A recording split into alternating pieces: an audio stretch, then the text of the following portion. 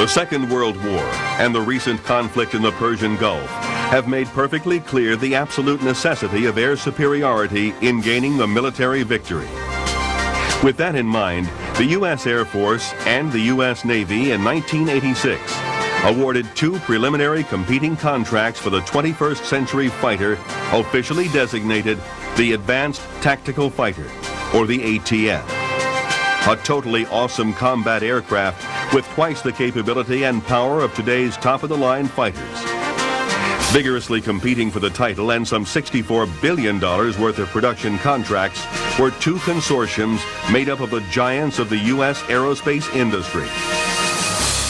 The Lockheed Group created the YF-22 and the Northrop team the YF-23. One each of the YF-22s and YF-23s is powered by twin GE F-120 jet engines, and the others by the Pratt & Whitney F-119 jets. Before the dawn of the 21st century, at least one of these super air fighters will obsolete today's great U.S. battle planes. Our Air Force's F-15 Eagle and F-16 Fighting Falcon. The Navy's F-14 Tomcat and the F/A-18 Hornet.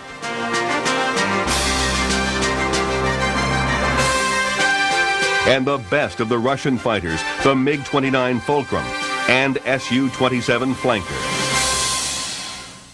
While the U.S. aircraft industry has produced the greatest air superiority fighters, starting with the North American Aviation P-51 Mustang in World War II and the F-86 Saberjet in the Korean War, this has not always been the case.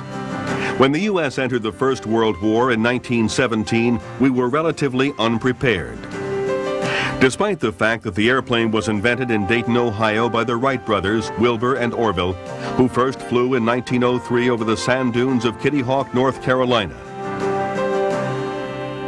And although the Wrights produced the world's first military aircraft for the U.S. Army in 1908, not a single American-built or designed fighter plane flew or fought in World War I.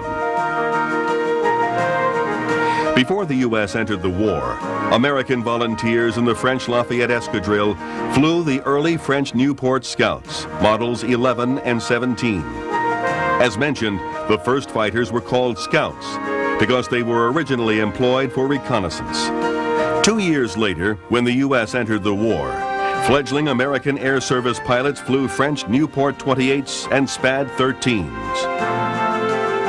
Here, we see America's First World War ace of aces, Captain Eddie Rickenbacker, with his 94th Hat in the Ring Aero Squadron.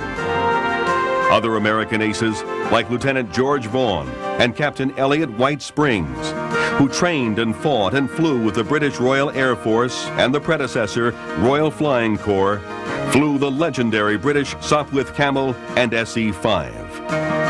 With the armistice, the infant American aircraft industry did get down to brass tacks and produced some great fighters during the peacetime years of the 1920s and 30s.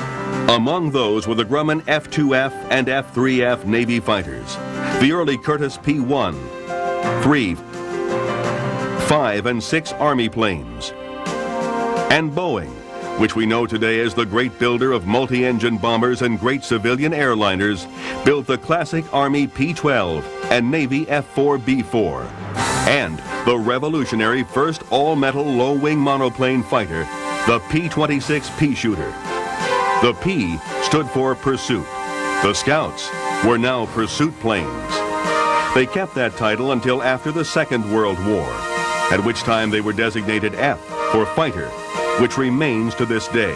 The U.S. entered World War II with the Army Curtiss P-40 Warhawk, made famous by the Flying Tigers, and the Navy Grumman F-4F Wildcat.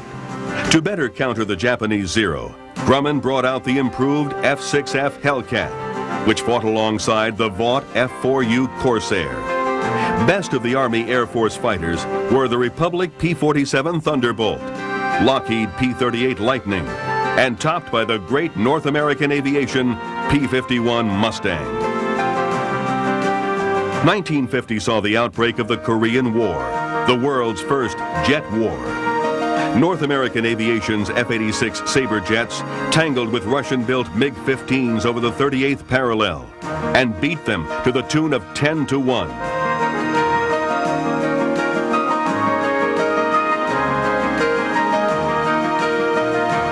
Navy jets included the McDonnell F-2H Banshee and Grumman F-9F Panther, the first carrier jet to shoot down a MiG-15.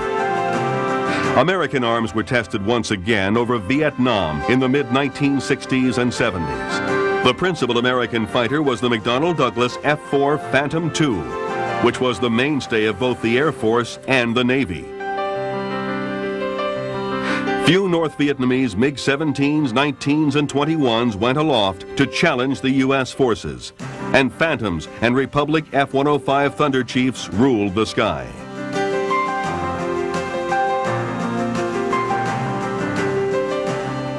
A short incursion into Panama before Christmas 1989 to oust the dictator General Manuel Noriega saw the baptism of fire of the till then top-secret U.S. Air Force Lockheed F-117A stealth fighter. A little more than a year later, early on 17 January 91, an F-117 stealth dropped the first bomb of Operation Desert Storm in the Persian Gulf War. That 2,000-pound paveway smart bomb accurately destroyed the Iraqi Air Force headquarters in Baghdad. The stealth was joined by Air Force McDonnell Douglas F-15 Eagle and Strike Eagle air superiority fighters. Lockheed Martin's F-16 Fighting Falcons, Republic A-10 Thunderbolt II tank busters, and Navy Grumman F-14 Tomcats. McDonnell Douglas FA-18 Hornets, and Harrier jump jets, and Grumman A-6 Intruders, along with Army AH-64 Apache and Army and Marine AH-1 Cobra choppers. As in Vietnam, not many Iraqi fighters accepted the challenge or rose to do battle. Those that did, Russian-built MiGs and French-built Mirage F-1s, fell before coalition air forces' air-to-air missiles. The rest of the enemy air force hid or fled to neutral Iran.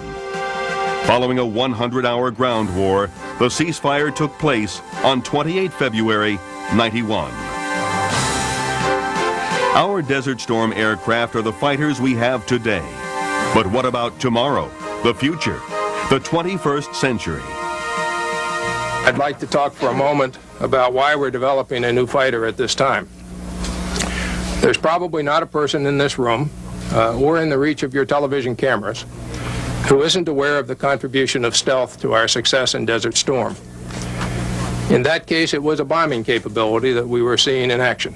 But the principle will apply to both ground attack and air-to-air missions in the future. The ATF is intended to replace the aging F-15 Eagle, currently our frontline fighter. The Air Force's F-15s are outstanding aircraft, and they swept the skies in Desert Storm. However, when the ATF is first deployed, the F-15s will be over 25 years old. Several other aircraft, including some we faced in Desert Storm, are aerodynamically competitive today with the F-15 and other leading U.S. fighters. We win today with an edge in avionics and by relying on the superior skill and training of our pilots. Others will try to close that gap between now and the year 2002, when the first ATF squadron is fielded. The ATF will balance stealth, supercruise, and advanced avionics in a highly maneuverable fighter that will ensure that our pilots get first look and first kill. Thus, the ATF will ensure American air superiority well into the next century. As we have seen in Desert Storm, air superiority is essential to effective air and ground operations. American ground forces have not had to fight without air superiority since 1942, and we plan to keep it that way as well.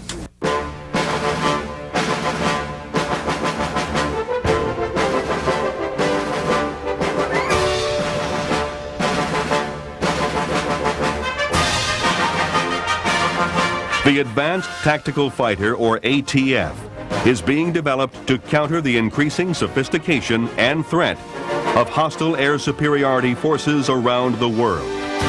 This fighter will provide air superiority for the tactical air forces in the late 1990s and well into the 21st century.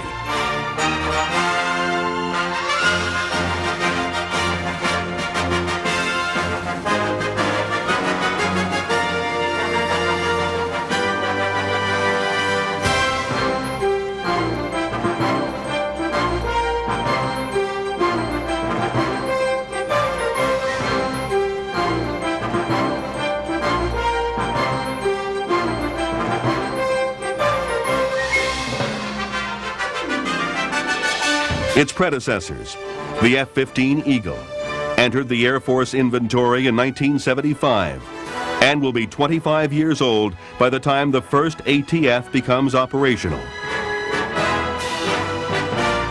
And the F-14 Tomcats joined the Navy about the same time. Threats which the F-15 and F-14 can no longer counter will be defeated by the lethal and survivable ATF, with its balance of increased speed and range, enhanced offensive and defensive avionics, and reduced observability.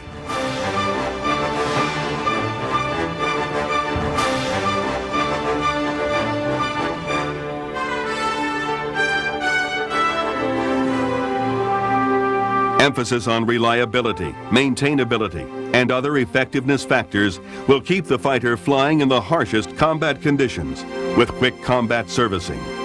The increased logistics supportability engineered into the ATF means fewer resources will need to be committed for each ATF squadron at forward locations. The U.S. Air Force manages the program through the ATF Systems Program Office at Air Force Systems Command's Aeronautical Systems Division at Wright-Patterson Air Force Base in Ohio. Because of the work done at the Wright Laboratory located there, the ATF features new advanced technologies never seen before on one weapon system. Its 4 S's, stealth, survivability, supersonic cruise, and supportability, are ensured because of the pioneering work of the laboratories. Development of the ATF prototypes will prove the ability of new technologies to enable the Air Force to satisfy operational requirements of Tactical Air Command, thus maintaining our technological edge in air superiority.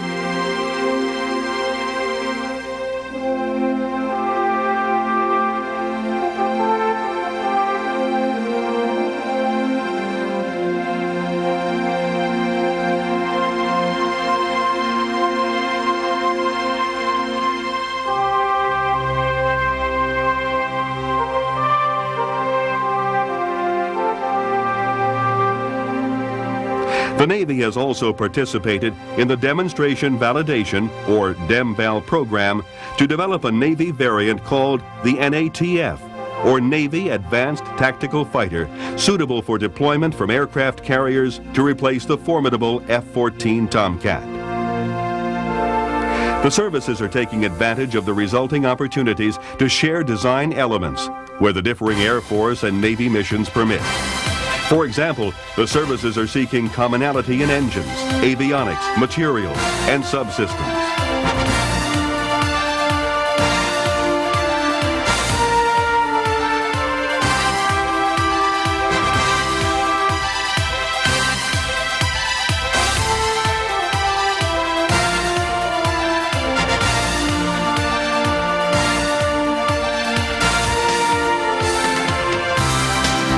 The ATF will fly and fight in the advanced radar networks and dense surface-to-air missile environments of combat throughout the world.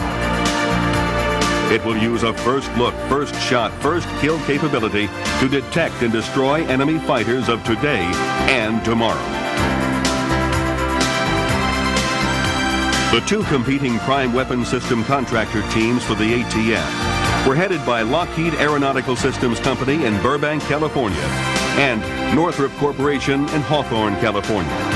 Lockheed was teamed with Boeing military airplanes in Seattle, Washington, and General Dynamics in Fort Worth, Texas.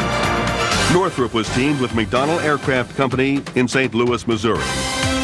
As stated earlier, Lockheed's prototype was designated the YF-22A. Northrop's was the YF-23A. 2 prototype air vehicles have been produced by each contractor team for a total of 4. Each team has expertise in stealth technology, Lockheed being the manufacturer of the F-117A stealth fighter that proved itself so effective in Operation Desert Storm. And Northrop is the producer of the B-2 stealth bomber.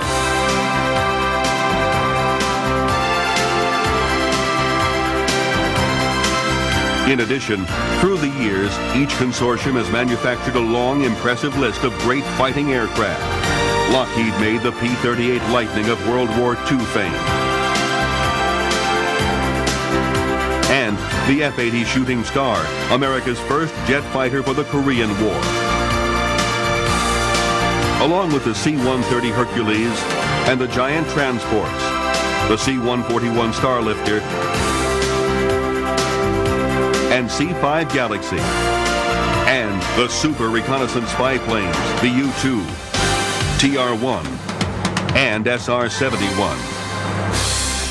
General Dynamics created the great compact multi-role F-16 Fighting Falcon, the F-111 Tactical Strike Aircraft, and the World War II B-24 Liberator Heavy Bomber. Boeing gave us the great bomber series, ranging from the B-17 Flying Fortress and B-29 Super Fortress of the Second World War to the aging B-52 Stratofortress that performs so well in Operation Desert Storm, and the KC-135 tanker, and going back to the 20s when Boeing built the U.S. Navy's F-4B-4 biplane fighters, and U.S. Army Air Service's P-12, and the classic P-26 Pea-Shooter, the first low-wing metal monoplane fighter. General Dynamics produced the Delta Wing F-102 and F-106 fighters. The competing contractor team can claim the Northrop P-61 Black Widow night fighter of the Second World War, and the F-5 Freedom Fighter of Vietnam fame. And McDonnell Douglas has manufactured today's F-15 Eagle Air Superiority Fighter, and the predecessor, Air Force and Navy F-4 Phantom, that ruled the skies over Vietnam. The amazing Harrier vertical short takeoff and landing attack aircraft. The U.S. Navy and U.S. Marine Corps F-A-18 Hornet Strike Fighter, and the venerable A-1 Sky Raider, affectionately called the SPAD in Vietnam, and the Douglas A-4, which also saw combat in Operation Desert Storm with the Free Kuwait Air Force. And Douglas also produced the classic DC-3 airliner, which served in World War II as the C-47. And today's triple jet DC-10, the U.S. Air Force KC-10 tanker. And the new C-17 cargo transport, which can land large payloads on remote airstrips around the world.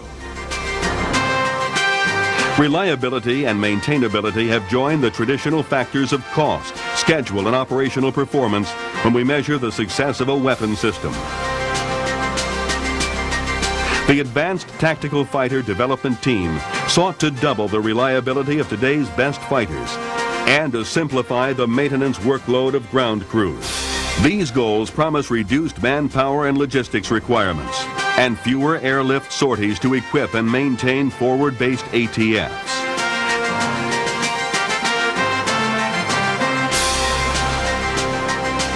The ATF features increased survivability made possible by its use of reduced observable or stealth technologies and advanced sensors. It is also highly maneuverable and cruises at supersonic speeds without use of afterburners, factors which give the ATF a decided edge over traditionally designed fighters. The powerful combination of speed and stealth will substantially reduce the surface-to-air missile threat to the ATF, as clearly shown in the chart. While today's F-15 and F-16 will face a practically insurmountable barrier. As for lethality, we are talking about first look, first shot, and first kill. Today's F-16 is the equivalent of the Russian MiG-29 Fulcrum, and the F-15 is a match for their Su-27 flanker. On the other hand, the ATF can engage today's top Russian fighter long before the Su-27 even knows he's there. And the ATF will have a considerable edge over the Russian stealth advanced threat fighter, currently under development. Also, along with the F-16 Falcon, the F-117A and B-2 stealth fighter and bomber, the 21st century fighter shares the amazing fly-by-wire control system, which allows the pilot to command the aircraft totally through a system of electrical wires rather than conventional complex mechanical systems with pulleys, linkages, and push rods.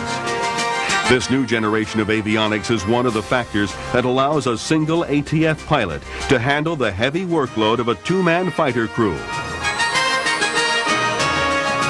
Today's F-15 Eagle and F-14 Tomcat air superiority fighters, the F-A-18 Hornet, and the Vietnam War era F-4 Phantom require two men to do the job.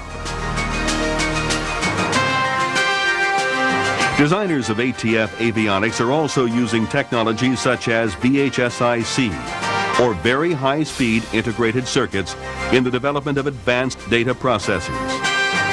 These VHSIC chips offer three main advantages over conventional integrated circuits: dramatic increases in both processing speed and power, and smaller size. The ATF avionics system makes traditional black box systems obsolete. ATF avionics are augmented by technologies such as the Integrated Electronic Warfare System, Integrated Communications, Navigation, Identification Avionics, shared antenna for several avionics systems, and cockpit displays that show integrated data from not one, but several sensor systems. The Joint Integrated Avionics Working Group's task is to develop common avionics specifications and use them in aircraft delivered in the late 90s and beyond. This group was assembled from the program offices of the ATF, the Army Light Helicopter, the Navy A-12, and agencies developing variants of these aircraft. The group's strategy is to focus on avionics module commonality so that users can, to a great extent, use a single avionics inventory. They balance the economic advantages of common avionics with a need for tailored systems, and their interfaces with the aircraft itself are included in the effort. Its airframe design is truly revolutionary.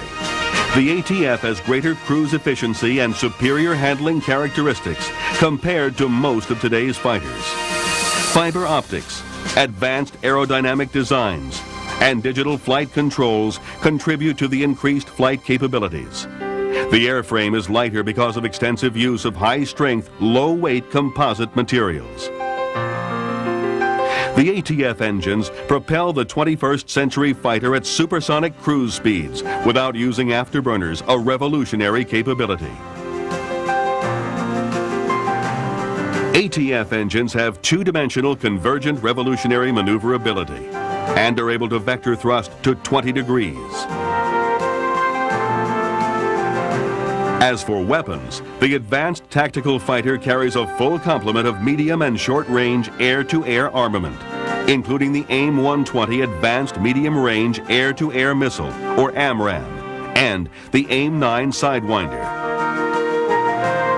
Unlike today's fighters, which carry their missiles externally on their wingtips, under their wings and fuselages, ATF weapons are carried internally by a system that is highly classified and can be launched from revolutionary weapons racks, which are hydraulically operated. To meet the stringent requirements set by the two military services, each of the competing prototypes features low radar, low infrared, and low visual signatures, stealth technology. And both employ blended wing body design, man-made composition to replace weaker, heavier metal. One striking example of the advanced technology employed is the fact that ATF prototypes have super-cruised, supersonic speed without afterburner, at speeds in excess of Mach 1.5, or 1.5 times the speed of sound, outdistancing F-15 Eagle chase planes which use their afterburners. This feature alone extends the ATF's range and enhances its survivability. Both ATF contenders have undergone exhaustive tests and trials, including the weapons firing. And the YF-22 has demonstrated a spectacular anti-spin device. And now for the payoff. The Air Force made its choice of the manufacturer team and the engine producer that got the full-scale development or engineering and manufacturing contracts. 2 months after the Desert Storm victory, on April 23, 1991, Air Force Secretary Donald B. Rice announced the multi-billion-dollar fighter airframe and engine decision for 648 to 750 aircraft. The DEMVAL phase has accomplished the risk reduction and the design trade-offs that are its purpose. Its success is demonstrable in the excellent performance of the prototypes and the quality of the proposals from the contractor teams. To ensure the fairest possible evaluation of these outstanding designs and development teams, the evaluation process that we've been through has been intensive, thorough, and professional. That evaluation was conducted by Air Force and Navy teams, by a team involving both Air Force and Navy personnel, included not only the developer community, but users, testers, contracts experts, cost analysts, and all who would be involved in the next phase of development. The success of the demonstration validation phase and this formal evaluation process is also demonstrated by the fact that the evaluators were able to bring to me as the source selection authority 4 awardable contracts, each of which represented acceptable proposals that met Air Force requirements. However, in evaluating the engine and airframe proposals, one combination clearly offered better capability with lower cost, thereby providing the Air Force with a true best value. With all that said, I now announce that the ATF team will be composed of the Pratt & Whitney company who designed the F-119 engine, which will be integrated into the F-22, designed by Lockheed, team with Boeing and General Dynamics. And the winners are the Lockheed team and Pratt & Whitney. Clearly, the advanced tactical fighter represents the greatest advancement in aerospace technology since the invention of the jet engine and rocket propulsion.